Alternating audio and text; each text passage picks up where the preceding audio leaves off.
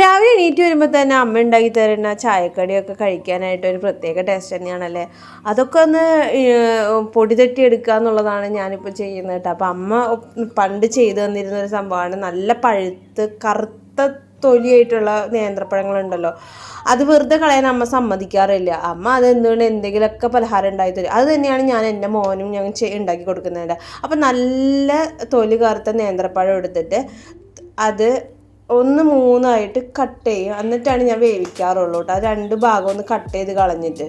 അപ്പം ഞാൻ ഇഡ്ഡലി പാത്രത്തിൽ വെള്ളം ഒഴിച്ചിട്ട് ഞാൻ അത് വേവിക്കാൻ വെക്കുകയാണ്. ഇനി അടയുടെ ഉള്ളിലേക്കുള്ള കൂട്ട് ശരിയാക്കണം. അതിന് വേണ്ടിയിട്ട് 2 കട്ട ശർക്കര എടുത്തേക്കണം. അതിൽ വെള്ളം ഒഴിച്ചിട്ട് കുറച്ച് ഏലക്കാപ്പൊടിയും കൂടി ഇടുന്നുണ്ട് കേട്ടോ. എന്നിട്ട് അത് പാനിയാക്കിയാണ് ഞാൻ ചെയ്തേക്കുന്നത്.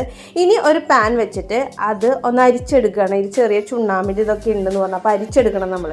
ഇനി ഇതിലേക്ക് ഒരു പിടി തേങ്ങയായിട്ട് ഇടേണ്ടത്.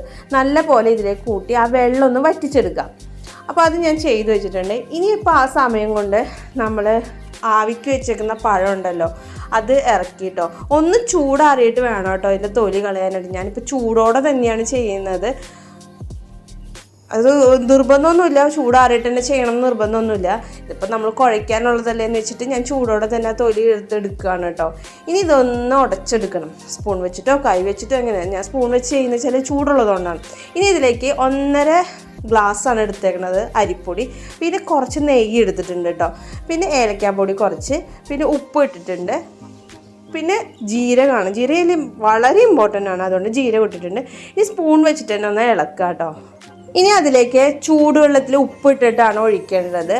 അപ്പോൾ നേരത്തെ നമ്മൾ ഉപ്പിട്ടതുകൊണ്ട് ഒരുപാട് ഉപ്പിടരുത്, കുറച്ച് ഉപ്പിടാവുള്ളൂ കേട്ടോ. എന്നിട്ട് അത് വെള്ളം ഒഴിച്ചിട്ട് കുറച്ച് ഒഴിച്ചിട്ട് ആദ്യം സ്പൂൺ വെച്ച് ഇളക്കുക. ആദ്യം ചൂടുള്ളത് കൊണ്ട് കൈ കൊണ്ട് ചെയ്യാൻ പറ്റില്ല. അതിനുശേഷം ചൂടൊന്ന് കുറഞ്ഞ ശേഷം കൈ കൊണ്ട് തന്നെ നല്ല പോലെ കുഴച്ചെടുക്കണം കേട്ടോ. അപ്പോൾ ഞാനത് കുഴച്ചെടുത്തിട്ടുണ്ട്.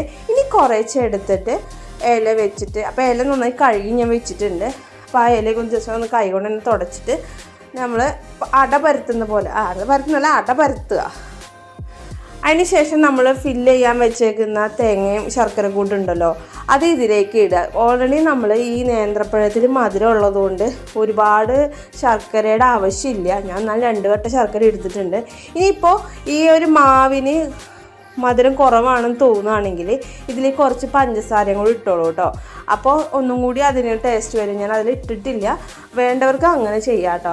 അങ്ങനെ ഞാൻ ഓരോ അടകളായിട്ട് ഉണ്ടാക്കിയിട്ടുണ്ട്. അപ്പോൾ 4 അടയ്ക്കുള്ളത് മാവേ ഉണ്ടായിരുന്നുള്ളൂ, അപ്പം ചെയ്തു. ഇനി പാനിൽ അതൊന്ന് ചുട്ടെടുക്കുകയാണ് വേണ്ടത് കേട്ടോ. അപ്പം ഞാൻ 2 എണ്ണം വെച്ച് ചുട്ടെടുക്കുകയാണ്. ഇനി അപ്പുറം മറിച്ചിട്ട് അത് ചുട്ടെടുക്കണം കേട്ടോ. അപ്പോൾ ചെറു തീയിൽ തന്നെ ഇത് ചുട്ടെടുക്കാൻ നോക്കണം കേട്ടോ. അപ്പോൾ ഇലയിൽ നിന്ന് വിടുന്നതാണ് ഇതിൻ്റെ ഒരു പാകം എന്ന് പറയുന്നത്. അപ്പോൾ ഇത്തിരി ടൈം എടുത്താലും നല്ല പോലെ വേവണ ലെവൽ. പിന്നെ അരിപ്പൊടി ആയതുകൊണ്ട് പെട്ടെന്ന് വേവും. അപ്പോൾ നല്ല ടേസ്റ്റ് തന്നെ കിട്ടിയിട്ടുണ്ടായിരുന്നു. ഇതെല്ലാം ട്രൈ ചെയ്ത അഭിപ്രായങ്ങൾ കമൻറ്റ് ബോക്സിൽ അറിയിക്കാൻ മറക്കരുതേ.